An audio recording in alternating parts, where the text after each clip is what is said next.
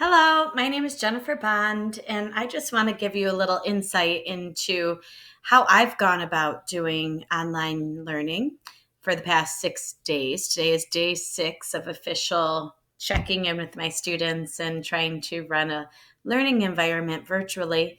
And I am a middle school teacher. I teach sixth, seventh, and eighth graders doing design technology. So I'm an encore teacher. I'm not I'm an elective, if that's what your school calls it. So it's been really interesting to see how this all will flow out because most of my class is design thinking and engineering and hands on type of things. So it's been a challenge, but a kind of neat challenge to have as a teacher to kind of think about how this is going to be different. So I'm going to just give you a peek of what I've been doing that I think has been working so far. We're in the flow, and I know some of you are just jumping in because of what's happening with the increase in the COVID-19 cases, and it seems like it's going to surge soon, and it's kind of crazy times right now. And I just want to be a help of to anyone if you need assistance with how to run this in your own classroom, any age level. So essentially, we are using Google Classroom throughout all Walled Lake schools. Every single, even kindergarten, has a Google Classroom to keep it consistent throughout the district. Every day, we have been charged with creating a morning message, highly encouraged if we have a video.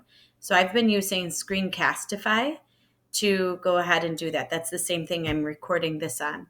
And then we are charged with posting a small assignment and then also being able to give simple feedback. So throughout the process, it's kind of changed, but now I think I have it down where I have created a slideshow. So this is my lesson planning kind of.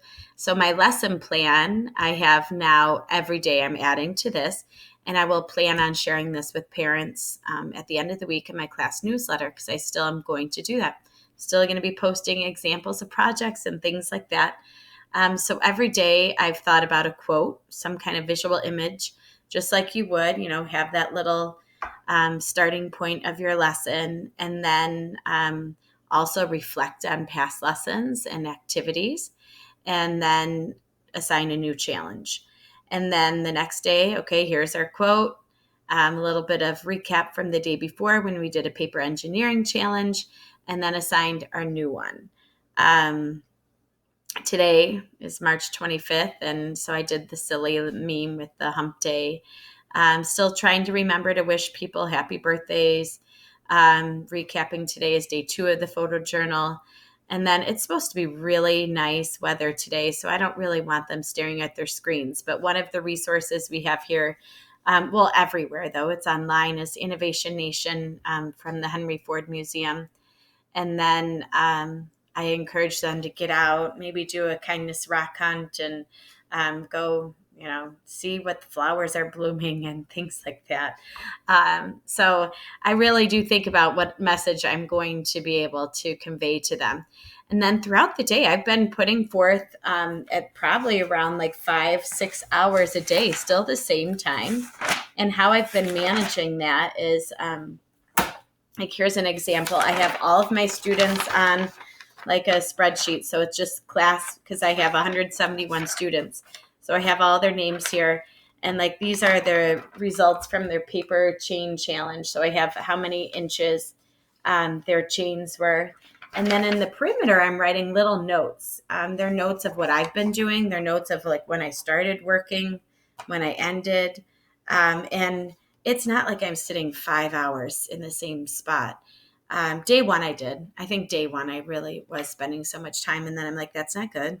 So I'll put in, usually morning, I'll stay here and kind of be engaged for 3 hours. Then I take a break for a brunch and getting my kids checked in because I have teenagers. And let's be honest, they don't wake up until like 10, 11. So that's kind of my break to be family. And then I come back in the afternoon for a couple hours. Then I might go do some chores or home improvement, and then I check back in. And I'm not checking in much after 3-4 o'clock, just like a normal school day. And it's been working out really well. I also have my lesson plan sheets that I've been using And so I have my lesson plans that I can think ahead. I've already thought ahead of what we're going to do next week. So I have every day planned. And then I also, there's some of the kids, because people are like, oh, what if there's kids that aren't engaged? You know what? I'm reaching out to them. We're sending emails to them. We have all of the kids in my middle school on a chart, and then we've had to convey to our administrators and our counselors who hasn't joined Google Classroom. And right now, I have 90% of my kids that have access to this Google Classroom. And I would say with some of the assignments, I'm getting like maybe 50, 60% of the kids actually doing that. And I'm hoping that's just because maybe their parents are saying, focus on the English language arts, the, math and things like that. Maybe they're more engaged in their core classes, because I can see that. And that's fine. But I'm seeing a lot of kids really enjoying the projects that I'm doing. And I think that even being an enrichment, elective, it's important for those kids to have a well-rounded home experience with their learning. So I am having fun with the projects that I'm doing.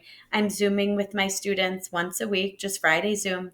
This Friday, we're doing GimKit, which is a online game. So we're going to do a GimKit. Tomorrow, we're doing Breakout EDU. And those are fun things that you can do that are definitely tied into content. The GimKit can allow your kids to, have review of whatever subjects you're doing online. And for the kids that have not been part of, the Google Classroom with, I'm sending snail mail. I'm actually writing letters to them. And the whole thing is putting ourselves in front of our children and making sure that they know we care about them. And that's one of the things I always say. I care about you, number one. I care about what you learn, number two. And I think in this time, we have to make sure that we reach out to our kids and let them know how much we care about them. And that's going to mean a lot. And it's going to make a difference. And these are uncertain, crazy times, unprecedented times. And we just have to make sure that we're in their lives to carry them through that as much as we can, keeping social distancing.